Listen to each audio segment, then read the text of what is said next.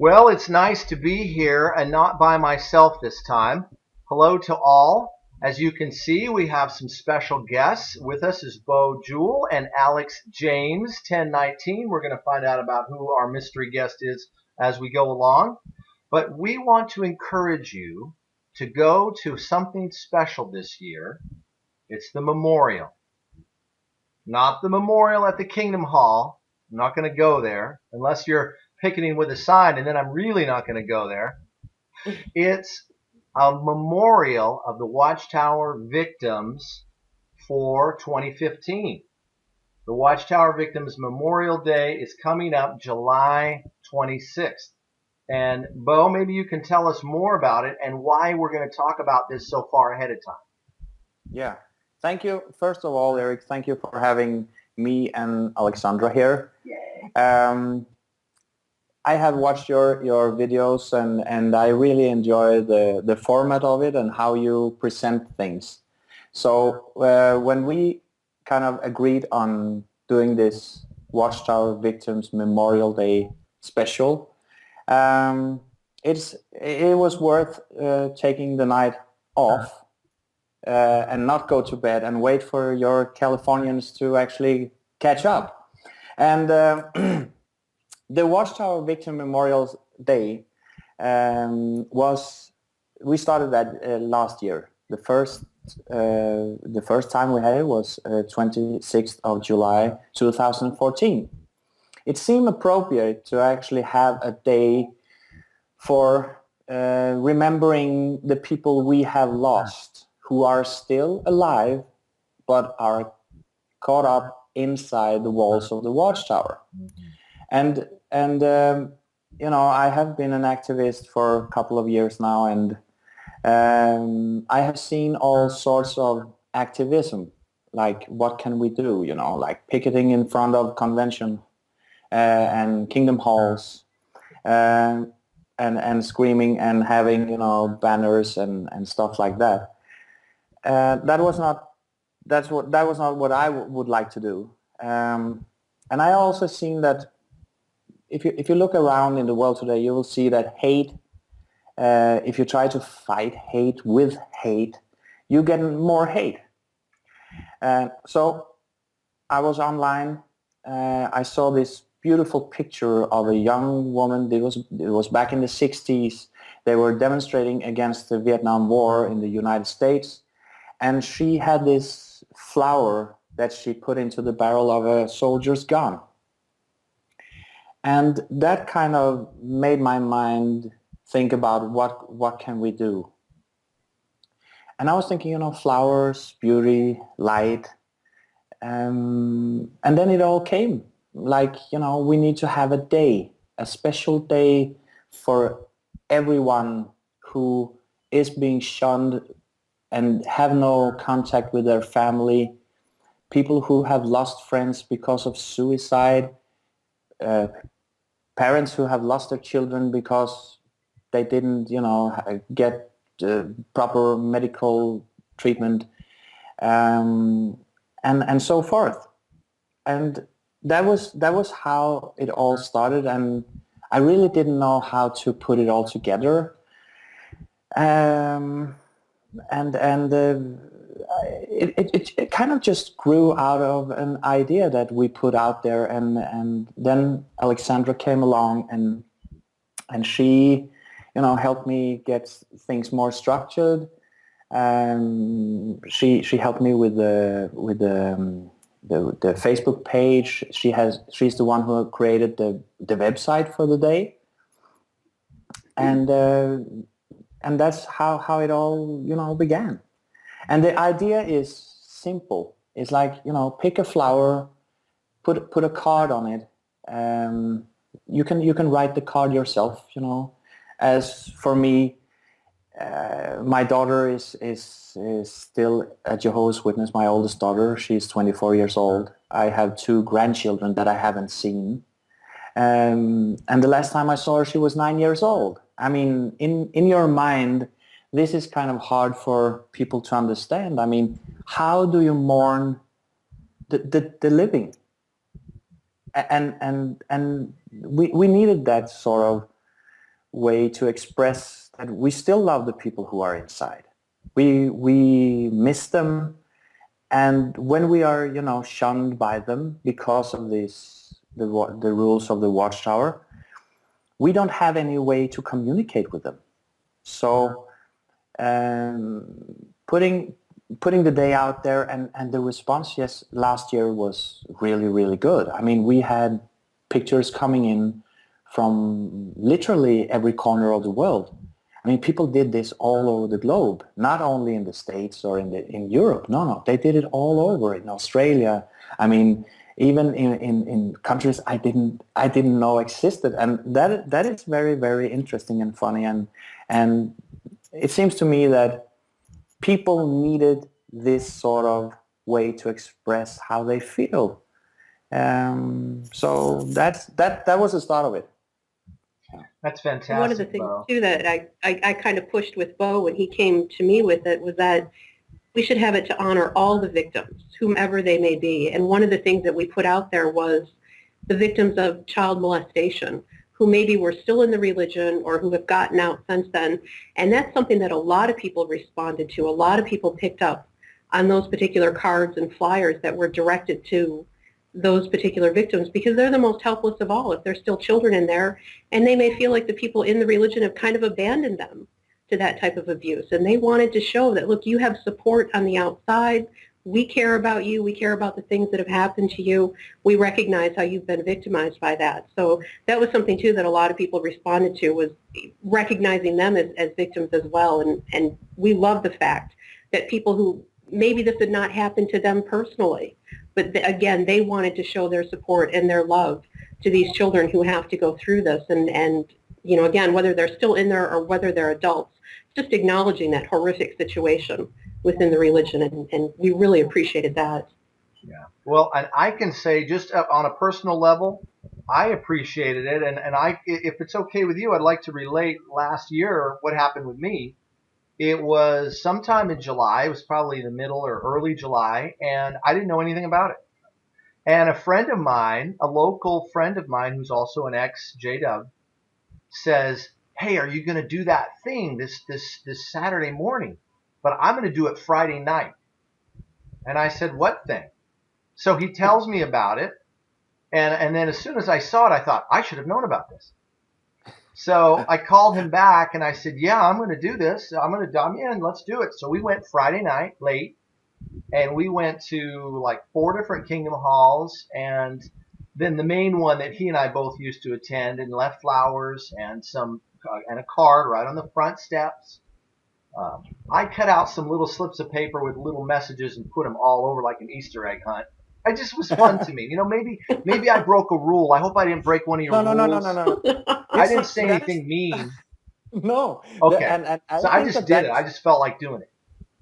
And Eric, that is the beauty of the Watchtower Victims Memorial Day, because there are no rules. The only thing that we ask for is be polite. I mean, this is not a day for screaming or harassing people. This is a day where you take, the light and the love that we all carry around and put it and in front of a very dark and evil place. That's why we picked, people were saying, why don't you do it on their Memorial Day, the one thing that I actually celebrate. And I said, no, I don't like that idea, because that would be intruding on something that is special for them. So let them have their day in peace. Let us do this in a respectful way, and keep it, on the light side, on the good side. It's not like, how can you find something positive to say about a church or a religion or a company like, the Watchtower Company, that they have a huge problem with pedophilia? I mean, that's the truth. And now we can actually see it coming more and more in the news. But how do you tell them that in a respectful and beautiful way? That was one of the really tough questions. I mean, how can we actually give them a message that they might read. I mean, they will never read anything we write, but they cannot overlook Sunday morning at the Kingdom Hall, and there is 6 or 7 or 8 bouquets of flowers there. They cannot just, I didn't see the flowers.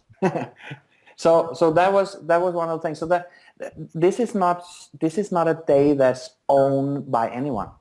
And we did have people observe it in different ways. Tell them about the woman in Germany, Barbara. Oh yeah, you know about that. Tell that story. Yes, that's also very, very beautiful. I mean, she went out and she bought literally thousands of white roses, and then she had like 5 or 6 ex-JWs who were with her in the town square, and they handed out a white rose and a flyer to people just walking in the square on this particular day. I mean, it was so beautiful. And she was interviewed by the news too, wasn't she? There was Yes. a news crew that stopped by. That's true. Yeah. So we are getting through with this, and I think the more we talk about it, and I think that you didn't know about it until the same week that it was actually happening. That tells me that okay, we didn't make it perfect first time. We did what we did and what we had to work with. But I feel that this is important for ex-JWs to be aware of, so that they can take charge, so that they can create in their local community or where they're at this special event. And when they take the picture and put it on our website or on our Facebook page, then they will feel the community around the world. So that's one of the reasons that we encourage people to actually take a picture of your flower and your card at the Kingdom Hall doors. And if you go to the website, you will see a lot of pictures there. Yeah, I think we got just over 75 from last year, 75 pictures and videos that were sent in. Considering the short amount of time we had to advertise and just a Facebook page last year, we didn't have the website. I mean, people really picked up on it, and just nothing but positive feedback for the experience. Yeah, that's great. It's so true. And what I was thinking too, Bo, is I wanted to pick up on that word that you used, community, because we need community as human beings. And when we leave a mind-controlling kind of a cult, when we leave that atmosphere, sometimes we don't have a community anymore. So for us to start building up connections and friendships, and to find out there's people in our country or in our state or our area that are doing the same thing, all of a sudden we make friends, we make those connections, and it becomes more real, and it's a memorable occasion. Last year was memorable for me, so I'm definitely, in fact, I'm going to be bugging my friend away before he has a chance to bug me about us doing it again this year. Yeah, but you see, that is also one of the, let's say, side effects of the day, because one of the things when people are disfellowshipped, they rarely get some sort of closing. They if you don't plan it very well, your exit from the cult, you won't be able to speak to your friends, you won't be able to speak to your relatives and tell them your side of the story. And this is one way. I'm not saying that it's the only way, but I'm saying that this is also a way that you can actually feel some closing, write down on the card, my dear daughter, I still miss you, and you are in my heart, and I hope that I will see you one day, when your cult or the Watchtower Society, or call it whatever you like, will actually allow you to speak to your own dad. It is a way for us to show that we are not maniacs, like mad apostates eating babies for breakfast. And we do this in a nice and beautiful way, I think. Yeah. I'm just jotting that down. I've been taking some notes here and there, because there's just my mind. It just gives me all these ideas now. And it's going to be interesting, like you mentioned, Alexandra. It's going to be neat and beautiful to see what people post up there. To see what new pictures and how many participate, and how it's received. Perhaps we'll have some success stories of various kinds, like the one in Germany. Oh, there's no doubt in my mind we will. So, yeah, it's good to build anticipation for it and get the word out now, which is, of course, why we're doing this video.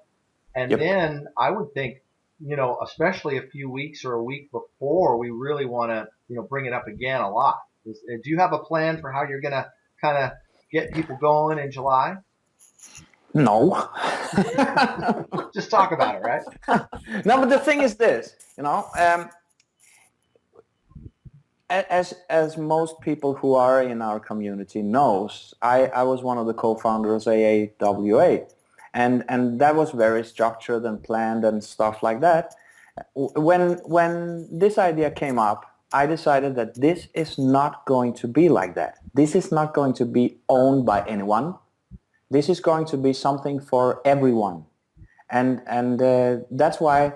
No, we don't have any plans on marketing or anything like that. We don't have any money to spend on this either. So it's kind of I think that good ideas, they will actually flourish. They will, when you bring them out there, people will take them and they will run with them. I mean, people have been putting up Watchtower Victim Memorial Days pages in many different languages on Facebook. I don't know who runs them. I don't, I'm not the one who told them to do this.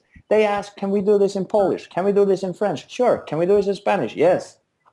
And that's how really, really good ideas actually come into existence, from being a thought and to become the reality for, I hope, millions of people. And it's like this. It's there. It's the 26th of July every year. And just go for it. Yeah.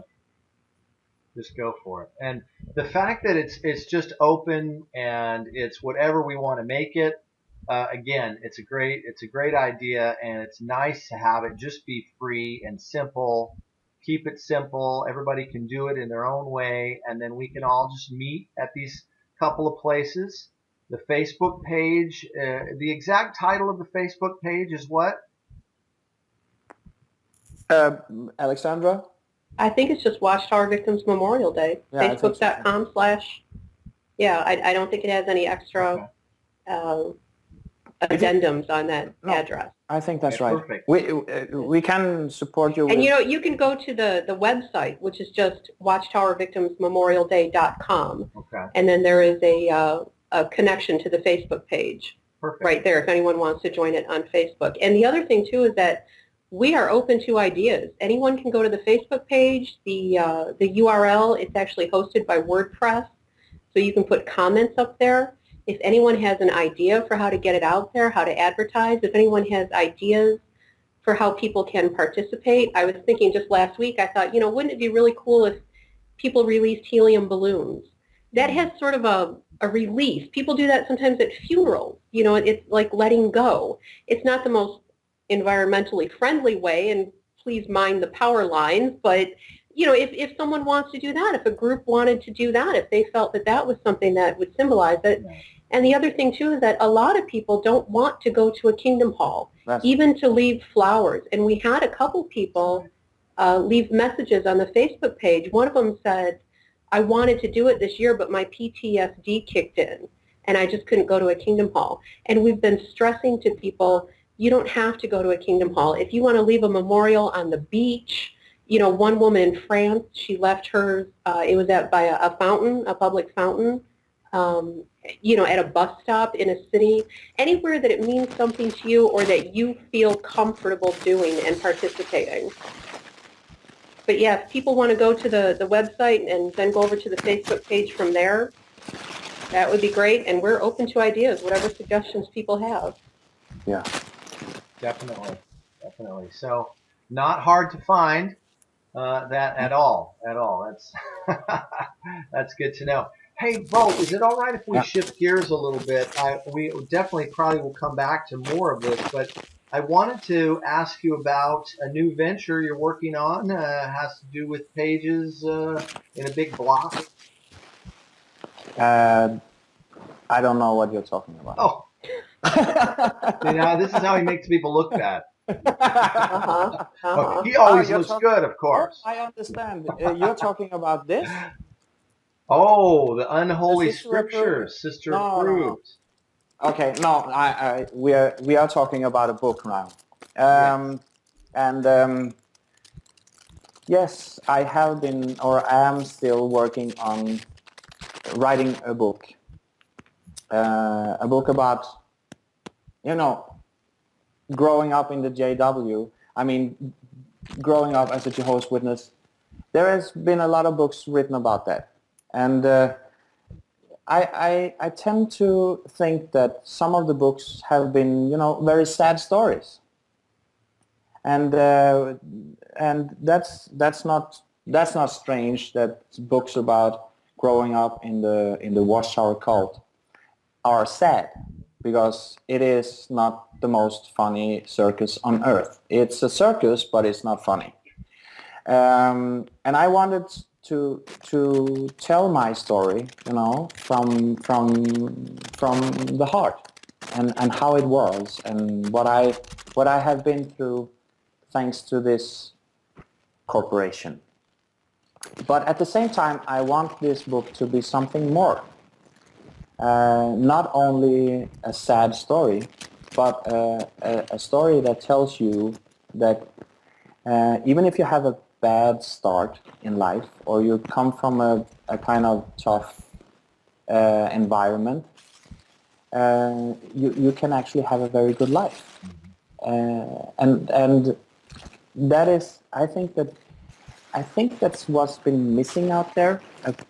Because when people read about, I mean, take an example. If you are a JW and you're inside and you have all your family there, and you are so tough that you actually read a book written by someone who is not a JW anymore, and that book tells a story about how alone you will be, you know, you will have no friends when you leave, you know, all this stuff, which is true, but it's not the stopping point. I mean, when I left, when I was 23 years old back in 1994, I knew 6 people. It was the 6 people I worked with, right? And it's, you know, you can only go to your colleagues for coffee on Sunday so and so many times. And the thing is that was not the ending point. That was the starting point of my new life. And then I did a lot of mistakes like everybody else do. And I write about them. That is not what everybody else does, but that's okay, because there is something to be learned from it. The thing that I want to, you know, this book to actually come across with is, even if you have a bad start, even if you don't have any formal education, you can still make it in the real world. And I write a lot about thoughts and how your thoughts are important, because they create the reality that you experience. And this is also kind of difficult to understand, maybe for people who have never been in a cult, that when you come out from the cult, your mind is messed up. And I don't mean that in a good way. It is actually very hard work to, you know, become accustomed with what is really going on in the world outside. You've been living in this cocoon, and you have only seen, you know, the friends who have the same faith as you, and your family and stuff like that, and then suddenly you're alone and you don't have anybody. I mean, your whole social network is just taken away from you. And that, if that was not enough, then you also have this mindset, and it doesn't work. I mean, it just don't cut it in the real world. So it's a story, or it is my story, and how I went from being, you know, this screwed up guy who came out of this cult and actually made it in the real world, and then I almost died. I mean, can you imagine? I was out for more than 15, 16 years before all this came back to me, and then I had to work on it. So it's it's telling a story about how you need to confront your mindset, how you need to understand that you don't know, okay, and you need to work with it, because if you just leave it there, I just left it there for many years, and that creates so many extra difficulties for you. So it's unnecessary. Take it while it's fresh, and do something about it in the beginning. Don't do as I did and wait almost 20 years before you start to work on the mental issues that you will actually have. If you grow up or if you convert it, it doesn't matter. If you have been in contact with evil, which this is, then you have something in your mind that you have to work out. If you don't do that, it will come back and bite you in the, and that's how it is. So, and also I have had a lot of help from Alexandra, because I'm writing this book in English. Yeah. He's very good in English. I don't know why he criticizes himself this way. It's actually, the things that I've been given are just absolutely excellent, and so many parts of his story that need to be told that have not been put out there yet in the public. But it's not just, as he says, it's not just another sob story of growing up, as a witness and being victimized by the absolute worst things. But it turns into, this is how you can help yourself. This is what you can learn from, what has gone on in his life and the things that he's done. And then it takes it a step further. It even says, look, if you want to be an activist yourself, here's some things to remember. Here's how to get into it while still protecting yourself and still protecting your own health and your family and everything else. So it's pretty all-encompassing, and the parts of it that I've seen as his unofficial editor, it's very good, and I'm excited for his new project, so waiting for the next. I gave him a list of things he has to do this week. He has his assignments and whatnot. So we'll get it done. You roll your eyes. You're on video. I can see you. Don't roll your eyes at me. Well, I can see where this relationship is going. Interesting. Okay. I know who wears the pants in this family. I mostly wear skirts. No, but the thing is, I have never written a book. And I talked to Alexandra, when we connected through the Watchtower Victims Memorial Day, and I said, I have this story. I really would like to put it out there, but I don't know how to do it. And she said, I have been doing a lot of stuff when it comes to writing. Just write it and send it to me, and I will look at it. And I spent a couple of months writing. And then I sent her 100+ pages, and she said that it was good, and she's here now, so I can actually say that without talking about her behind her back. She told me it was good.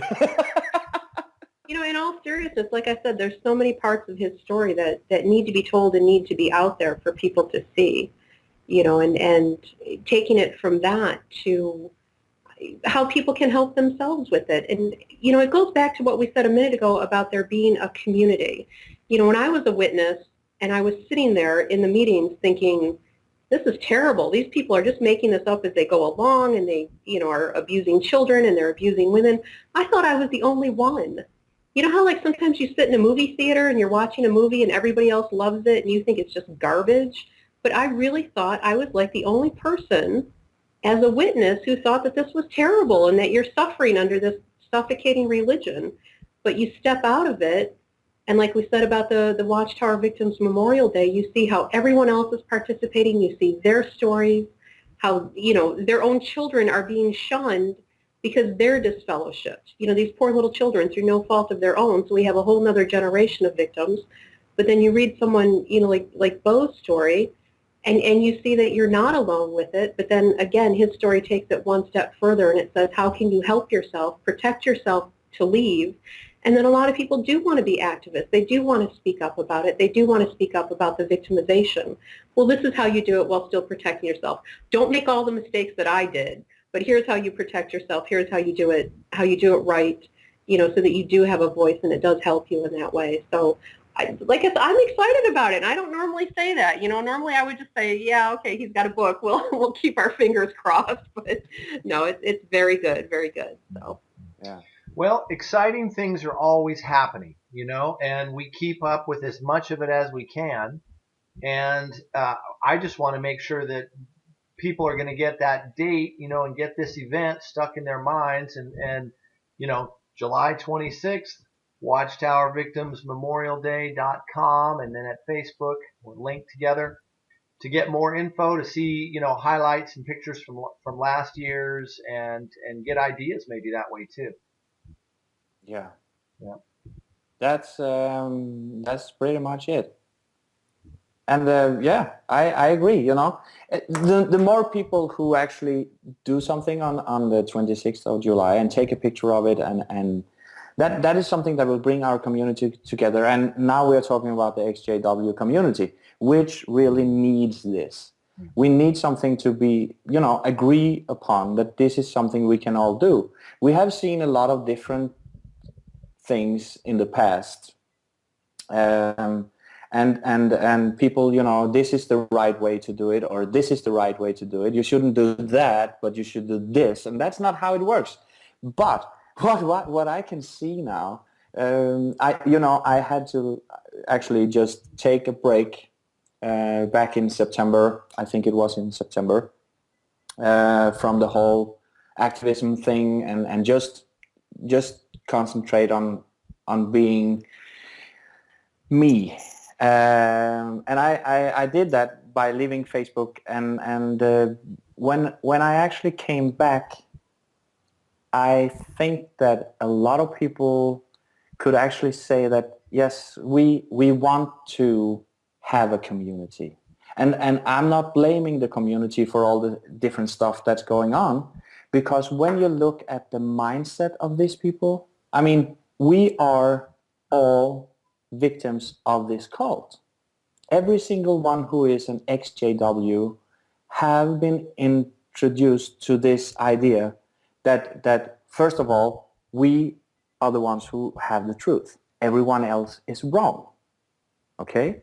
This is the black and white thinking. And even if we say that we have left this behind, it's kind of with us until the day we die. I don't think that we can actually say, I don't have one thread of Watchtower programming in my head.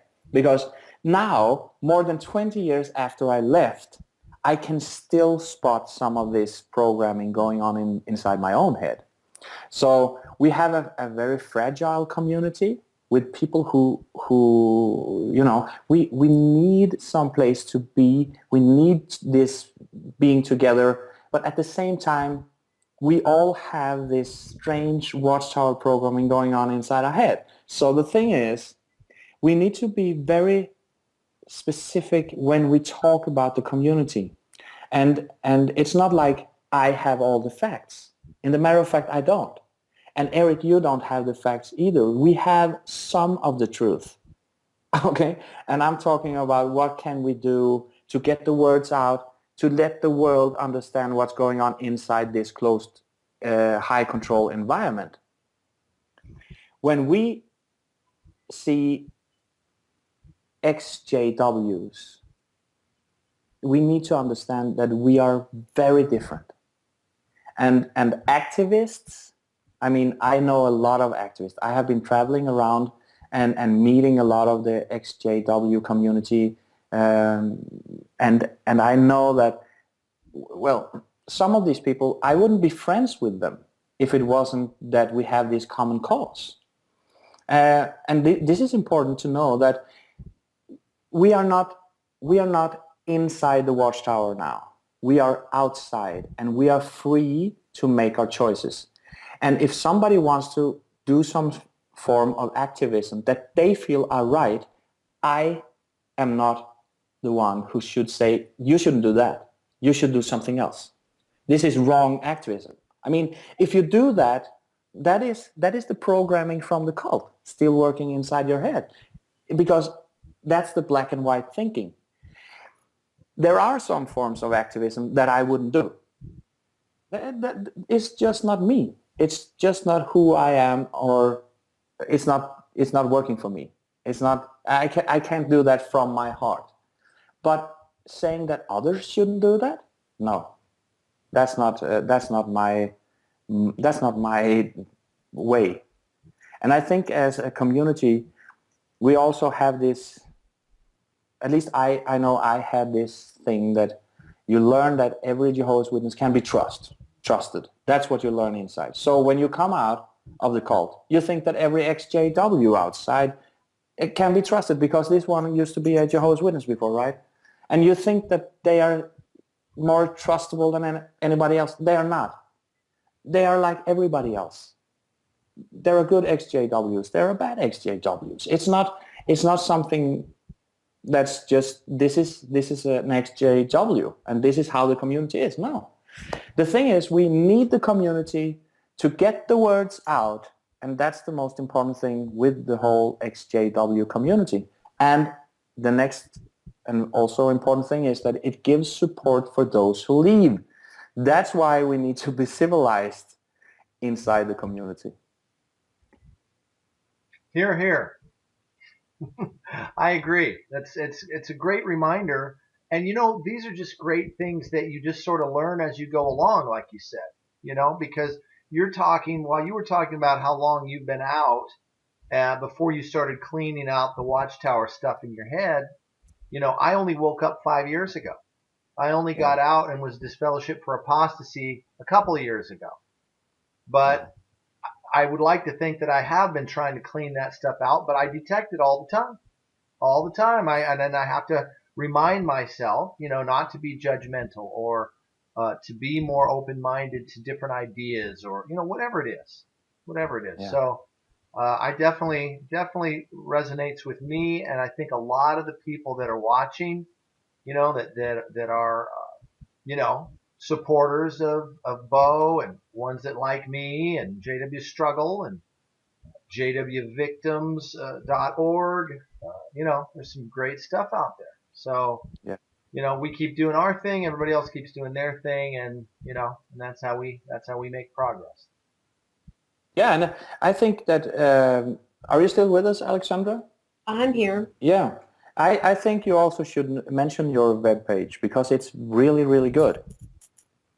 Well, that's one of the things that I had written on one of the blog posts, specifically addressed to XJWs. And I think the title of the page is something like "Everything You Do Has Value."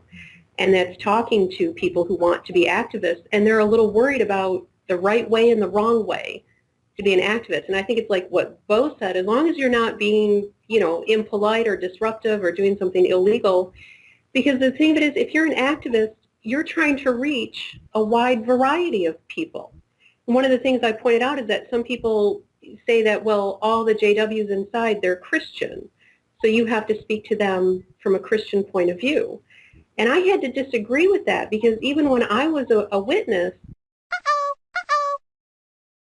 I really didn't identify with Christianity. I was just going through the motions. I didn't really buy into it. The Bible just doesn't speak to me. If someone else is a Christian, God love them. I'm not criticizing anyone else's beliefs. But the point is to think, well, the only way to be an XJW activist is to speak like a Christian and to talk to them, as a Christian, to argue doctrine with them. That's not necessarily true because not all of them on the inside really believe the things that they're sitting there listening to and the things that they're saying. I know I didn't. Again, I was just doing what was expected of me, what was going to make my mom happy, that type of thing. So if you decide to do activism in this particular way, you may reach a whole bunch of people that this other activist is not going to reach because they've got their particular way. And there's people who go on YouTube. So the YouTube videos are going to be great. There's people who prefer the internet. Your blog, your site, JW Facts, all of that, that's going to reach someone else. There are people who go to Facebook. That's the first place they go when they say, okay, I want to know what is going on outside outside of being a witness. So if you set up, a Facebook support group or you share your story in a Facebook support group, you don't know who you're going to reach. So everything that people do as an activist, and again, as long as it's not, illegal, that type of thing, please don't get arrested. But everything else that you do, Forget you're on video. Stop doing that. No, but really, everything you do as an activist, because you just don't know who you're going to reach, and you don't know that your way is going to be just as effective as someone else. And I hate the idea of someone sitting and thinking, well, I'm not doing it the right way. I'm not being an activist the right way. Someone might criticize my way of activism if I go and hand out flyers, or if I, whatever, participate in the Memorial Day, or I try to talk to the media or something. I'm not doing it the right way. Don't worry about that. Don't worry about competing with someone else, or, I'm not the best writer, or I don't do the best YouTube videos. Just go out and do something, and you just don't know who you're going to reach. That is absolutely true. We have no idea what touches people's emotions and minds. And as you said, Alexandra, it can be one thing for one person and it's something else for another. And that is why it's more important to do activism than to do the right way, because it doesn't exist. There are very few rules when it comes to activism, and I think I list them in the book that I'm working on, and there are very few ground rules. I think it's 4 or 5 or something, and it's mainly just stay safe. First of all, make sure that you don't expose yourself and your family if you're not comfortable with doing that. I did a huge mistake when I started, because I just went out there with my face and my name and my address, and I have had so many bad things happening because of that, and it's irreversible. I mean, of course I could buy some plastic surgery or something, change my face, but it's kind of an expensive way to get out of the trap. So why don't you just don't do as I did? And that's much better. But at the same time, it's about this. I had this one person who actually sent me an email and said, I left a card at a bench in a park. And I said, great, that's amazing. You don't know who picked it up. Somebody will maybe read that who are studying with the JWs. You don't know. You have no idea.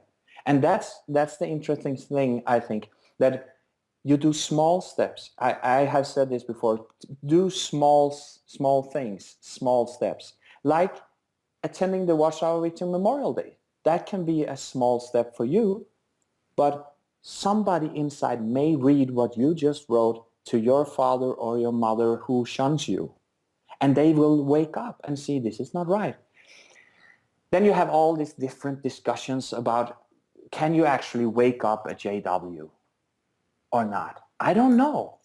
And to me, it's not important. The important thing with my activism is to reach the large audience, not the Jehovah's Witnesses. They don't read what I write. At least they say they don't, and stuff like that. But if you can teach, like doctors, health professionals, teachers, what the Jehovah's Witnesses actually teach, what they do, and now more and more stuff are actually coming out there. The 2 witness rules. 5-6 years ago, it was not in the media at all, and now you read about Jehovah's Witnesses going to court because of child molestation, blah blah blah. In UK, in the US, it will be all over the place because it's so rampant in there. But again, small steps. I mean, it's better to do. I mean, leaving a flyer on a bus seat than doing nothing. I mean, if you really want to reach somebody, you have a lot of possibilities, and you don't have to expose yourself. And it's funny, Bo, when you said that, the first thought that I had was, isn't it interesting that witnesses encourage witnesses to do the same thing? They tell them, leave a tract somewhere. They don't just go door to door. Now they have their carts. They do what's called incidental witnessing, where they talk to someone at the laundromat, at the beauty salon. They leave, magazines in the laundry rooms, all of that. They know that it works. They know that, or at least they're trying to make it work. But every little thing that you can do, every little piece of literature, every single person that you can talk to, they encourage them to do the same thing. So if witnesses are doing it, I say, you know what, let's do the same thing. Talk to people, leave a card, leave a flyer, whatever. And you know what, I've been encouraging people too, and this is something I'm going to write more about on my blog. We need more writers out there on the internet, because people do go to the internet to look up, the truth about witnesses.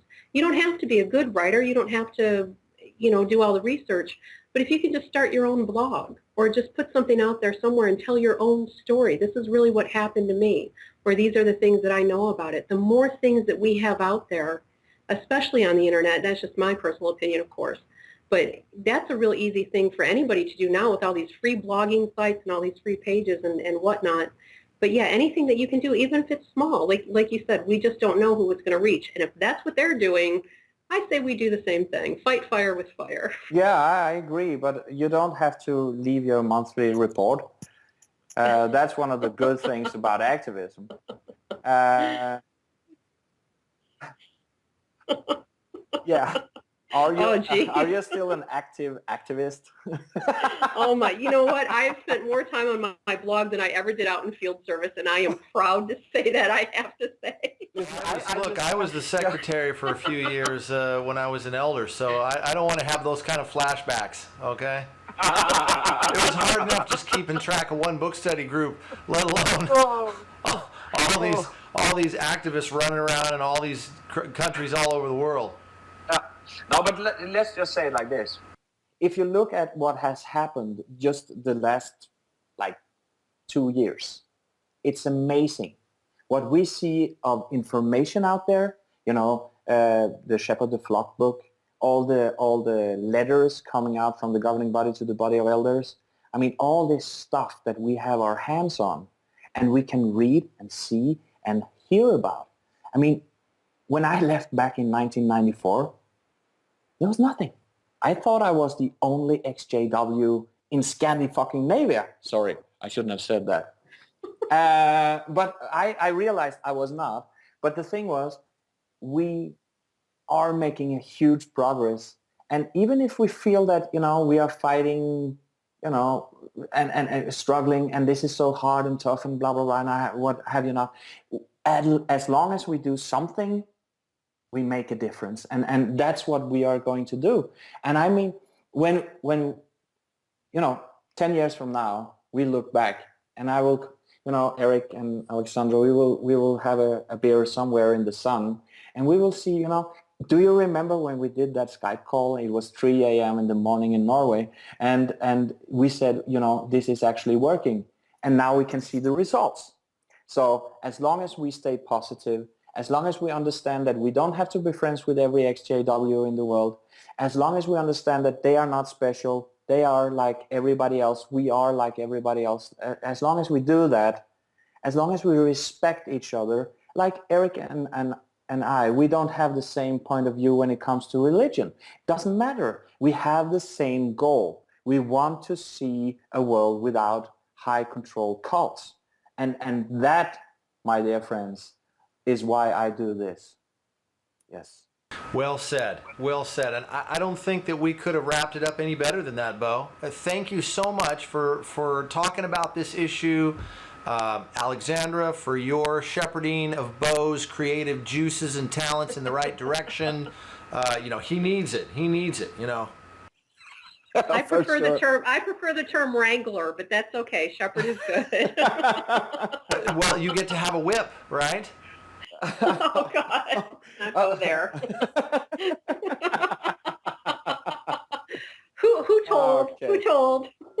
Wrap this up. We will thank all for watching, and everyone have a pleasant evening. I hope that you can get some beauty sleep, Bo, after this call, because you're so pumped up now. I don't need beauty sleep. You don't need it. Okay. Take a nap earlier.